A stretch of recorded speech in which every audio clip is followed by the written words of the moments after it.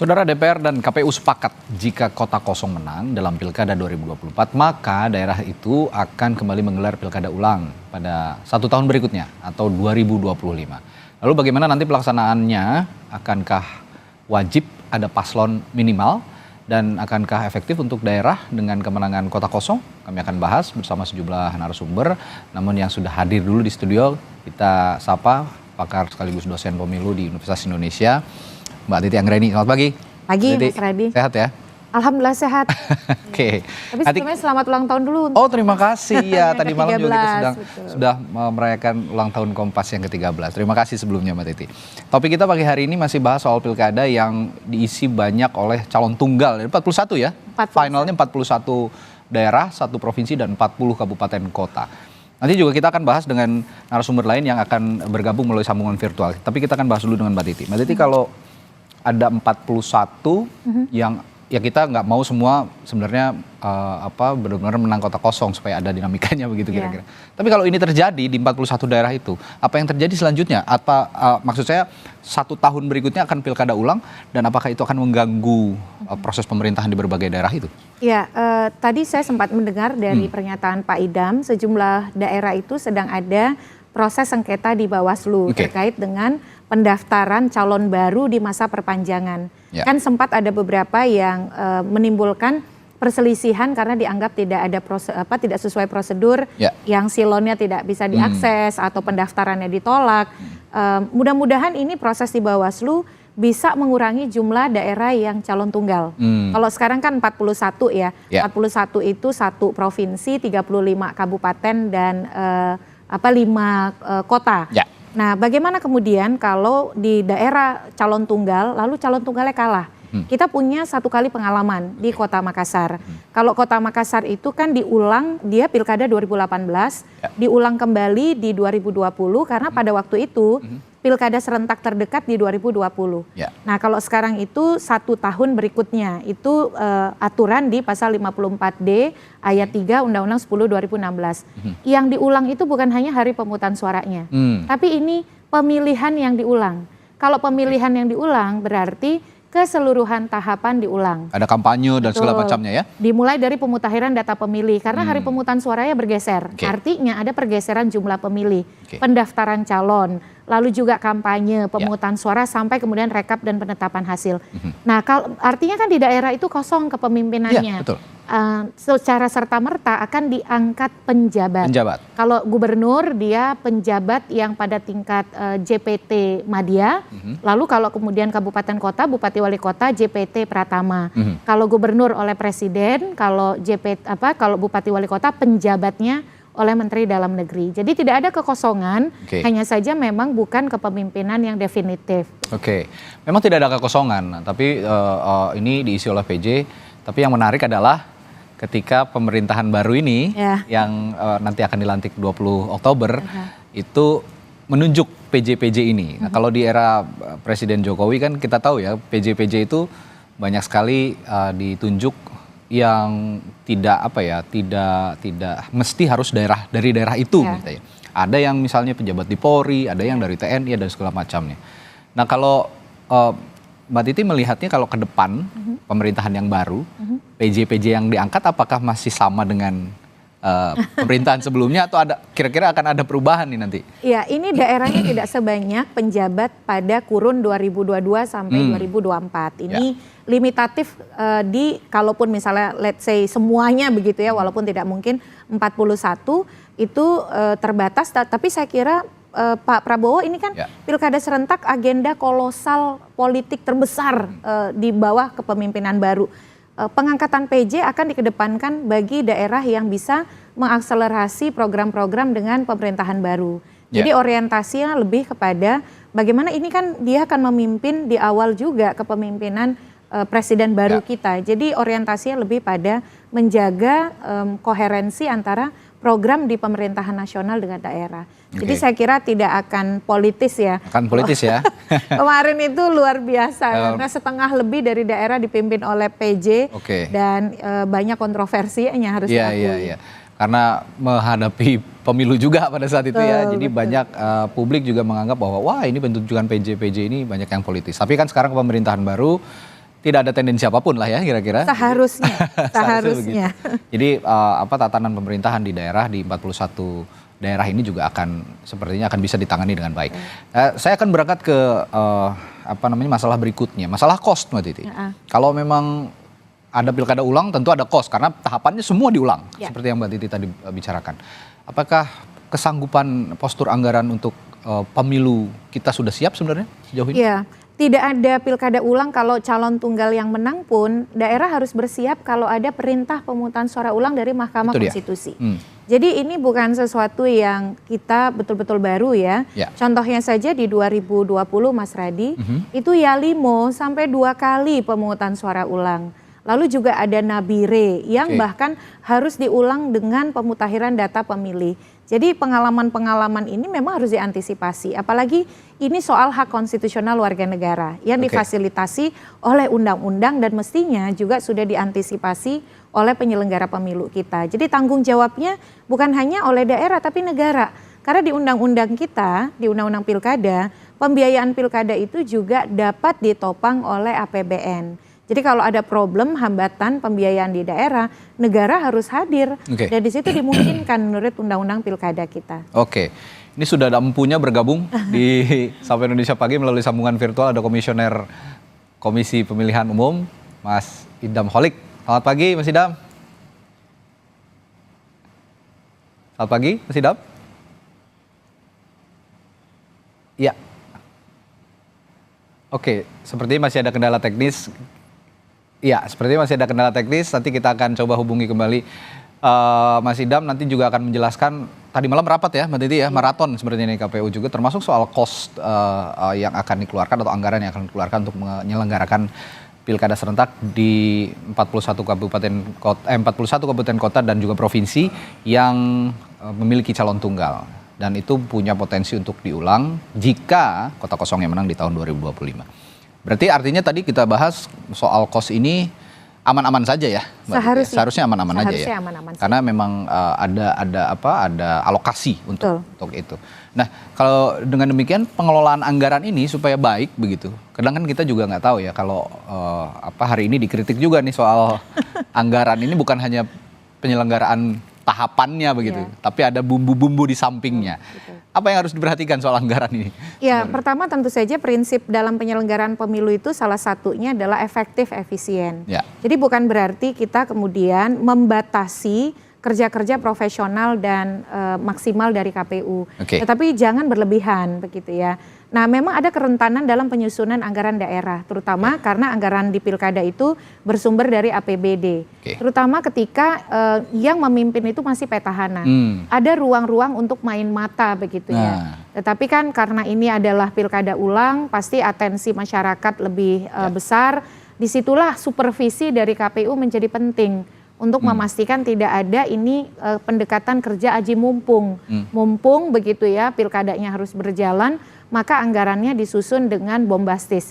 Disitulah pentingnya transparansi, keterbukaan, dan akuntabilitas. Anggaran itu bisa diakses oleh publik.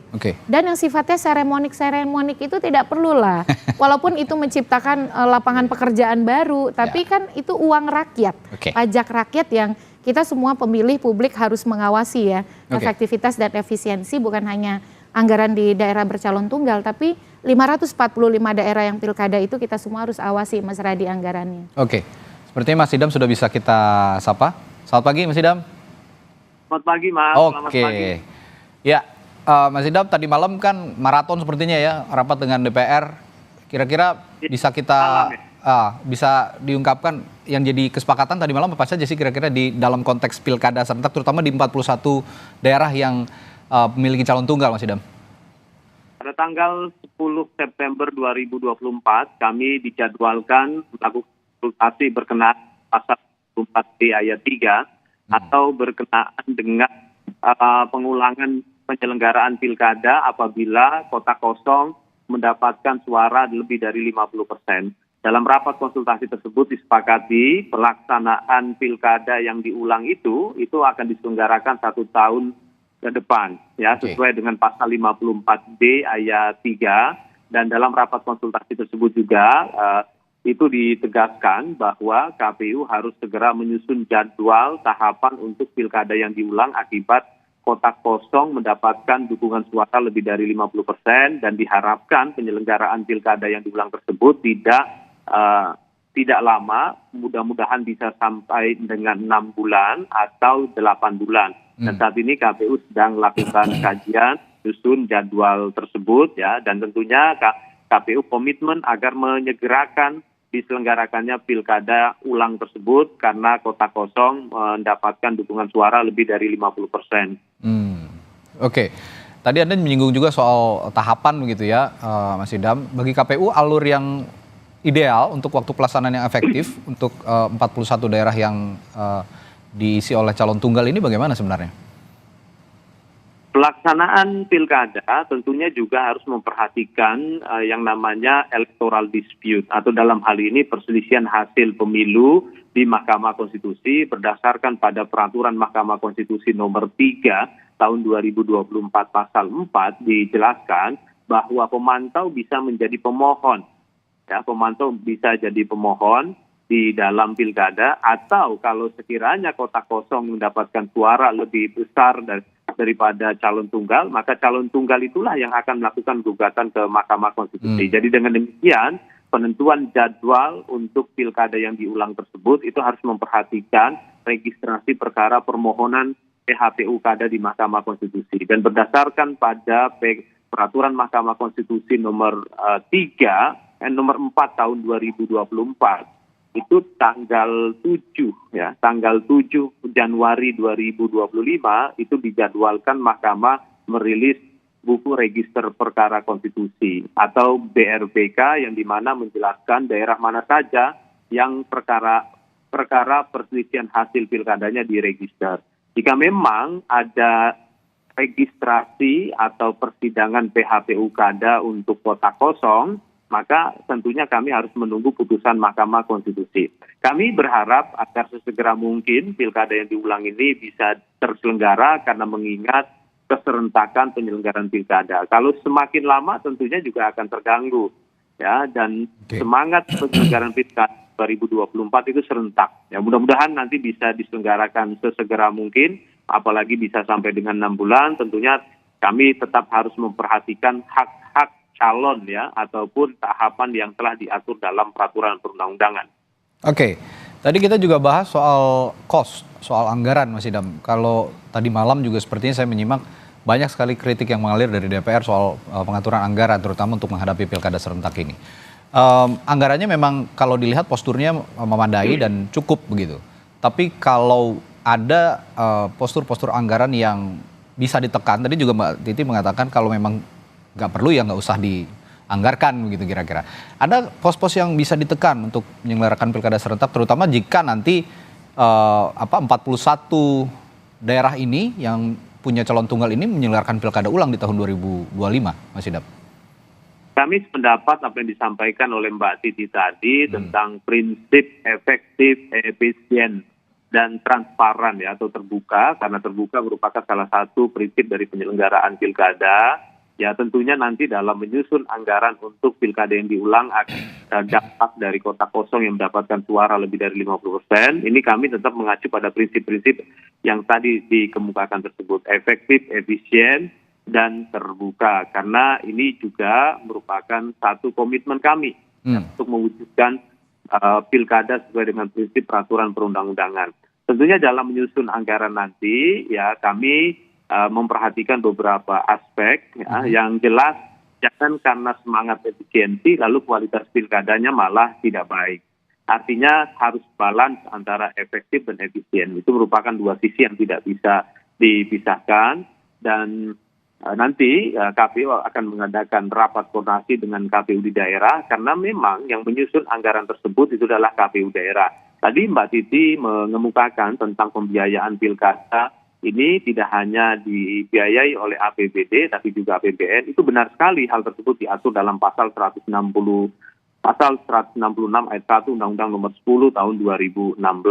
Dan tentunya nanti mengenai pembiayaan itu akan dilakukan koordinasi terlebih dahulu dengan pemerintah daerah. Kami yakini bahwa pemerintah daerah memiliki kemampuan untuk melakukan pembiayaan pilkada yang diulang tersebut. Oke, tadi kita sudah bicara aturan, bicara juga soal cost, soal anggaran. Sekarang saya akan bahas ke subtopik berikutnya soal keamanan untuk menyelenggarakan pilkada, terutama di daerah-daerah yang memiliki calon tunggal. Apakah dari 41 daerah ini ada pemetaan juga dari KPU, daerah-daerah mana saja yang resistensinya cukup tinggi untuk terjadi, misalnya tidak mendukung calon yang diusung, dan juga tidak ada pilihan lain karena harus memilih kota kosong. Mereka jadi bingung sehingga ada resistensi khusus nih dari pemilih. Nanti kita akan bahas di Sapa Indonesia Pagi setelah jeda. Tetaplah bersama kami.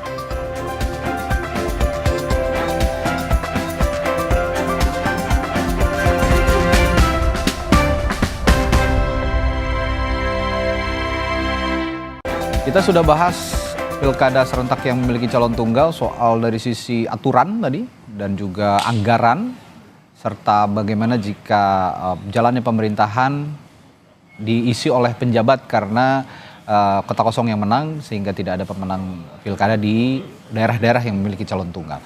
Nah, sekarang saya bertanya tadi soal 41 daerah yang memiliki calon tunggal ini, apakah juga harus ada pemetaan terkait adanya resistensi dari pemilih misalnya di daerah-daerah itu. Pemetaan seperti apa juga yang seharusnya bisa dilakukan, Mbak Titi? Ya, kalau belajar dari pengalaman-pengalaman sebelumnya ya, ini pilkada bercalon tunggal bisa dikatakan sudah menjadi pengalaman kita yang kelima. 2015, 2017, 2018, 2020, dan sekarang 2024 dengan jumlah 41. Mudah-mudahan ini berkurang ya, karena ada penambahan di sejumlah daerah yang sedang bersengketa. Kita tunggu prosesnya di Bawaslu, tapi nampaknya kepedulian warga itu makin kuat, terutama untuk menunjukkan protes voting atau keberatan pada opsi yang dianggap memutus aspirasi nih. Contohnya saja di Kota Makassar kan kota kosongnya menang. Walaupun ketika diulang di tahun 2020 calonnya jadi 4. Nah, itu di Kota Makassar. Dan si calon tunggal berubah konfigurasi, tidak lagi maju berpasangan dengan wakil yang sama. Itu di Kota Makassar. Tetapi di sejumlah daerah misalnya di Pati, itu ada gerakan untuk kemudian mendukung kota kosong. Karena mereka menginginkan kepemimpinan alternatif. Termasuk juga di Humbang Hasundutan. Itu selisihnya sangat dekat. Karena kan butuh 50% plus 1. Walaupun selisih hanya 1 suara, tetap saja yang suara terbanyak menang. Jadi bisa dikatakan antusiasme yang menunjukkan ekspresi politik sebagai bentuk protes yang disalurkan melalui kota kosong itu makin menguat. Dan kalau kita lihat dinamika sebelum penetapan calon tunggal, contoh di Kota Pangkal Pinang, itu di hari ketika calon tunggal selesai mendaftar, diikuti dengan simbolisasi kota kosong didaftarkan warga juga ke KPU misalnya. Lalu di sejumlah daerah misalnya di Asahan, lalu di Gresik yang koalisi kota kosong dari masyarakat. Nah, hal-hal seperti ini pasti pertama menimbulkan diskursus soal aturan hukum, boleh tidak berkampanye, boleh tidak kemudian memberikan dukungan massa dan lain sebagainya. Jadi KPU harus siap nih dengan aspirasi agar si kota kosong juga difasilitasi. Karena KPU itu memfasilitasi beberapa metode kampanye, pemasangan alat peraga, iklan media massa cetak elektronik, dan debat terbuka pasangan calon. Itu kalau kata undang-undang dapat difasilitasi. Nah, bagaimana mengelola debat yang tidak sekedar ya pura-pura debat begitu ya. Ini juga menarik. Kalau calon tunggal ini debat bagaimana juga nih? Betul. Jadi bagaimana kemudian suasana adu gagasannya tetap terasa. Tentu tidak mungkin dengan kota kosong. Tapi kan ada suara masyarakat yang juga bisa diterjemahkan melalui tema debat yang bisa betul-betul menggali apakah calon tunggal itu betul-betul merefleksikan kebutuhan daerah. Sehingga masyarakat ketika datang ke TPS, kalau dia suka calon tunggal dia pilih. Tapi kalau dia ingin kepemimpinan alternatif yang dia merasa daerah dan partai punya calon yang lebih baik, dia sah-sah saja dukung kota kosong. Jangan dianggap bahwa kalau mendukung kota kosong tidak sejalan dengan pilkada kita, semangat untuk berdemokrasi. Itulah wajah demokrasi. Demokrasi tidak memaksa. Itulah yang disebut dengan konsen. dengan kemudian kita boleh menunjukkan dissent, ketidaksetujuan. Kalau kita setuju calon tunggal kita pilih, kita tidak setuju kita coblos kota kosong. Nah ini KPU saya kira antisipasi soal aturan main ya, yang meyakinkan publik bahwa jangan sampai KPU seolah-olah berat lebih kepada calon tunggal. Nah ini bagaimana aturannya bisa setidaknya memberikan keadilan kompetisi itu. Yang kedua ya memang saluran-saluran ketidakpuasan itu jangan sampai mengakibatkan pada hal-hal yang sifatnya mengarah pada kekerasan juga harus diantisipasi. Nah lalu bagaimana KPU memoderasi antara calon tunggal dan kota kosong ini? Secara aturan apa yang disiapkan, Mas Idam? Ya, tentunya dalam konteks kebebasan berdemokrasi ya, bagi pihak-pihak yang ingin mengkomunikasikan secara publik mengenai urgensi kota kosong itu tidak ada larangan. Ya. Kami tidak melarang dan Bawaslu juga pasti tidak akan menganggap itu sebagai sebuah pelanggaran. Lalu bagaimana? Apakah KPU akan memfasilitasi? Ya, dikarenakan undang-undang pilkada tidak mengatur tentang fasilitasi kampanye kota kosong, maka kami KPU tidak bisa untuk memfasilitasi hal tersebut. Tetapi KPU tidak bisa melarang apabila ada ya warga negara atau sekelompok warga negara untuk mengkomunikasikan itu secara luas. Nah, jika kita merujuk pada pasal 1 ayat 1 yang namanya pemilihan itu adalah pelaksanaan kedaulatan rakyat di wilayah provinsi, kabupaten kota untuk memilih. Itu definisi pemilihan. Itulah kenapa Undang-Undang Pilkada tidak memfasilitasi kampanye kota kosong. Karena definisi pilkada di pasal 1 ayat 1 Undang-Undang Pilkada itu adalah untuk memilih kepala daerah dan wakil kepala daerah. Itu yang bisa kami jelaskan. Kalau memang resistensinya itu adalah untuk memilih kota kosong, masyarakat atau pemilih yang memilih kota kosong, ini masih bisa dipahami. Tapi yang harus diantisipasi juga, bahkan kalau resistensinya itu sama sekali tidak datang ke TPS, alias golput gitu ya. Kalau memang calon tunggal ini tidak sesuai dengan harapan mereka dan mereka juga tidak mau menyalurkan suara melalui kota kosong karena mungkin saja ya mereka sudah jengah begitu. Apa yang diantisipasi oleh KPU, Mas Idam? Ya, KPU melaksanakan kewajibannya, yaitu dalam hal ini melakukan sosialisasi dan pendidikan pemilih serta aktivasi partisipasi masyarakat. Memang dalam melakukan hal tersebut KPU harus sangat berhati-hati. Mengapa? Karena ini kan calonnya hanya satu, ya. Jadi KPU dalam konteks ini hanya bisa memberikan penjelasan tentang bagaimana norma-norma di dalam pilkada, apa sih esensi adanya pilkada, tetapi KPU tidak mengarahkan pada mendukung kota kosong ataupun mendukung pasangan calon tertentu. Jadi di sini titik tekannya pada urgensi pilkada dan kesadaran individual warga negara. Dan kalau kita mengacu ya pada filosofi etika masyarakat Indonesia, itu kan masyarakat Indonesia terkategori masyarakat yang kolektivis, bukan masyarakat yang individualis. Di dalam masyarakat yang individualis itu lahirlah teori politik, teori hukum yang basisnya adalah liberalisme. Titik tekannya pada hak-hak individual. Berbeda dengan di timur, di Indonesia yang masyarakatnya kolektivis, itu titik tekannya adalah tanggung jawab sosial, social responsibility. Jadi dengan demikian tentunya masyarakat dapat memahami bagaimana seharusnya mereka menggunakan hak pilihnya dengan bijak. Ya, kalau bicara tentang hak-hak individual, ya nanti tentunya kita akan akan terjebak pada ego ya, pada ego-ego warga negara. Tapi tentunya apapun itu undang-undang telah mengakomodasi. Yang jelas pasal 1 ayat 1 yang namanya pilkada sebagai sarana kedaulatan rakyat di wilayah provinsi dan kabupaten kota itu tujuannya untuk memilih. Itu eksplisit dijelaskan di dalam pasal 1 ayat 1 Undang-Undang Nomor 8 tahun 2015. Artinya yang disebut oleh Mas Idam kolektivis itu tipikal masyarakat Indonesia, sasaran sosialisasinya sepertinya akan dialamatkan kepada kaum ekstrovert ya.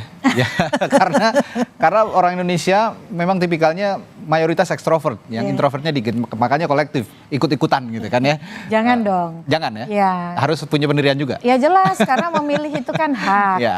Bagaimanapun hak yang harus berangkat dari kemurnian. Jadi tidak bisa direkayasa begitu. Kalau tentu saja dalam pilkada calon tunggal negara sudah memberikan saluran opsi politik, walaupun tidak ideal, di mana calon tunggal dan kota kosong. Kota kosong itu merupakan ekspresi politik, disitulah justru kita bisa didengar, kita bisa dinilai apakah setuju atau tidak bersetuju.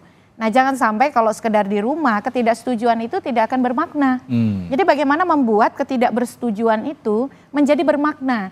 Kalau di pilkada calon tunggal ya datang ke TPS, coblos dengan si kota kosong kalau tidak setuju si calon tunggal. Konsepnya itu. Oke. Tapi kalau dari analisis Mbak Titi atau penelitian, mungkin Mbak Titi punya penelitian dari pilkada-pilkada sebelumnya, mungkin di tahun 2017 ya, 2018, 2020.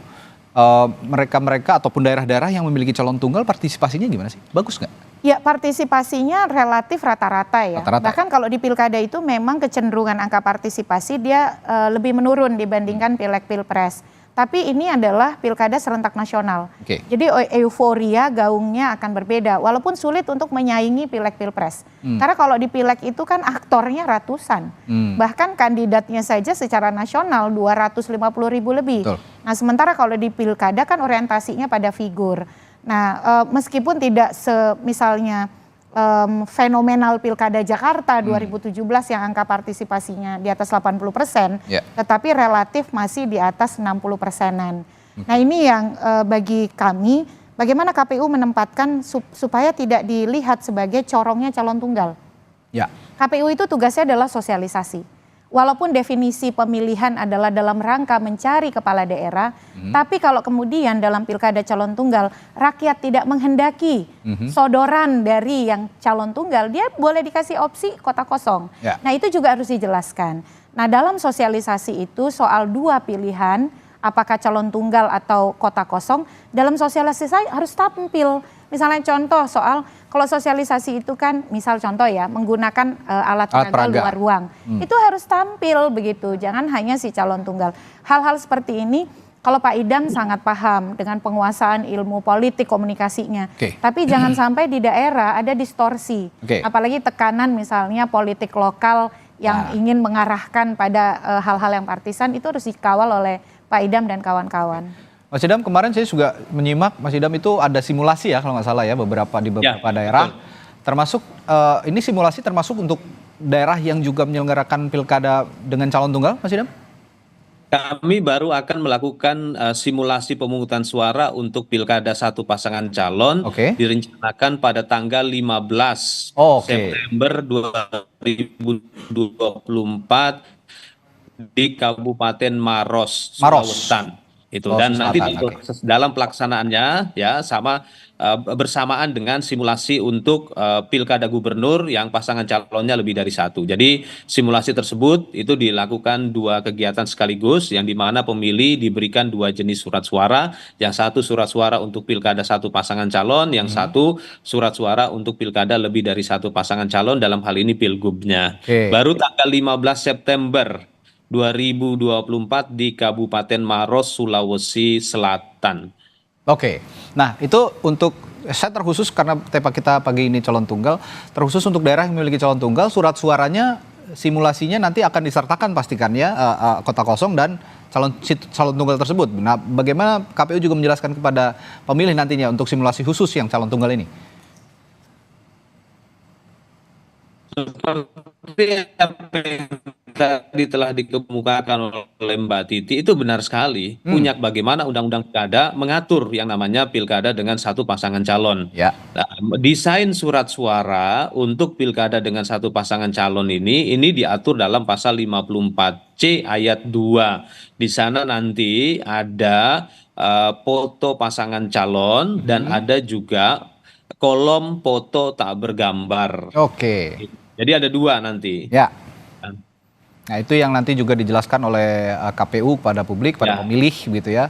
Dan KPU juga akan menjelaskan bahwa memberikan suara kepada kota kosong itu sah karena memang itu diatur di dalam undang-undang. Pilkada dengan satu pasangan calon tunggal ini tidak hanya legal tapi konstitusional karena diputuskan lewat putusan Mahkamah Konstitusi. Itu berarti sudah clear begitu ya bahwa KPU juga sama-sama memberikan tempat yang sama begitu untuk calon tunggal maupun juga untuk pemilih yang tidak berkenan untuk memilih calon tunggal memilih kota kosong. Nah terakhir Mas Idam, ini soal pilkada ulangnya jika calon tunggal yang di daerah tersebut yang kalah begitu, kota kosong yang menang, itu kan 1 tahun kemudian diulang. Nah, bagaimana menghindari agar tidak muncul lagi nih calon tunggal? Adakah PKPU yang bisa dimodifikasi dari mungkin putusan MK yang terakhir ya, terkait bagaimana mengantisipasi daerah-daerah yang 41 ini agar kalaupun diulang jangan terjadi lagi calon tunggal begitu, Mas Idam? Putusan Mahkamah Konstitusi nomor 60 ya tahun 2024 itu hanya mengatur ambang batas minimal Oke. partai politik ataupun gabungan partai politik. Putusan Mahkamah Konstitusi tidak mengatur tentang ambang batas maksimal suara yang harus dimiliki atau gabungan suara dari partai politik. Nah, ini memang menarik untuk mendesain bagaimana ke depan ya, mudah-mudahan pembentuk undang-undang dapat memperhatikan situasi ini sehingga gabungan partai politiknya itu dibatasi perolehan suara maksimalnya. Nah, kalau ada ambang batas maksimal, saya yakin kota kosong itu tidak ada. Ya, dan KPU dalam melakukan pengaturan tentunya tidak boleh melampaui peraturan perundang-undangan. Nah, berkenaan dengan hal tersebut, ya kami akan melakukan konsolidasi kepada partai politik tentang pentingnya alternatif pilihan politik warga di pilkada nanti ya, jika memang pilkadanya diulang akibat kota kosong mendapatkan suara lebih dari 50%. Jadi kami akan melakukan konsolidasi dan sosialisasi untuk memastikan pasangan calon yang diregistrasi atau didaftarkan lebih dari satu. Karena kalau tetap satu dan kebetulan masyarakat masih memiliki pandangan mayoritas yang sama dengan yang sebelumnya, maka potensinya bisa saja diulang lagi. Dan kita ketahui ada peristiwa bagaimana pemungutan suara ulang dalam satu wilayah kabupaten, itu di Yalimo ya tahun 2020, pelaksanaan pilkadanya itu 2 tahun 4 bulan ya, jadi pilkadanya terus diulang karena memang melaksanakan putusan Mahkamah Konstitusi. Oke, nah ini yang harus dihindari dan juga tadi sepertinya balik ke pembuat undang-undang Mbak Titi ya, soal ambang batas terutama, bagaimana soal ini? Kalau saya optimis ya, kalau ada calon tunggal yang kalah dan pilkada diulang karena kota kosong menang, itu pasti jadi pembelajaran yang sangat luar biasa bagi partai. Terdekat begini Mas Radi, ada 8 daerah yang ditolak pendaftarannya oleh KPU daerah di masa perpanjangan. Nah itu kalau itu saja diakomodir, karena kan dia mengubah konfigurasi koalisi ya, tapi dia tidak diterima karena tidak dapat persetujuan dari koalisi yang lama. Kalau yang berproses di Bawaslu ini kemudian melahirkan calon baru, setidaknya berkurang tuh calon tunggalnya. Tapi saya optimis kalaupun calon tunggal kota kosong menang diulang, itu konfigurasi putusan MK yang syarat 6,5 sampai 10% itu pasti akan direspon dengan lebih baik oleh partai politik, harapannya berkaca dari Makassar kan, dari 1 jadi 4 paslon. Mudah-mudahan partai berbenah karena artinya masyarakat melakukan koreksi, masyarakat tidak menghendaki calon tunggal, berikanlah kader terbaik. Dan termasuk DPP nih, DPP jangan memaksakan calon-calon yang tidak dikehendaki oleh orang daerah.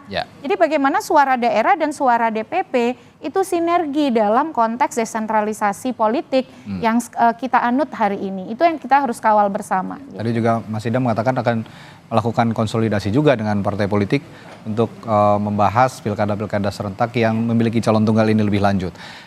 Kondisi saat ini calon tunggal di 41 daerah tidak ada yang salah. Pun juga demikian sebaliknya. Kondisi di mana kota kosong yang dilawan oleh calon tunggal juga tidak ada yang salah posisinya. Tapi 1 tahun kemudian jika 41 daerah ini memunculkan pilkada ulang begitu di tahun 2025, tentu saja harapannya seperti yang Mbak Titi tadi ungkapkan, partai politik berbenah, kita semua belajar bahwa demokrasi itu adalah makna kompetisi yang sehat. Kompetisi yang sehat adalah memilih calon-calon pemimpinnya yang bisa menjadi referensi bagi para pemilih, mana yang terbaik di antara yang terbaik. Kira-kira seperti itu. Baik, terima kasih Mbak Titi Anggraini, peneliti sekaligus juga dosen di Universitas Indonesia, dosen hukum pemilu, dan juga komisioner KPU, Mas Idam Holik telah berbagi informasi dan perspektifnya pagi hari ini. Terima kasih Mas Idam, Mbak Titi, sehat selalu, sampai jumpa lagi.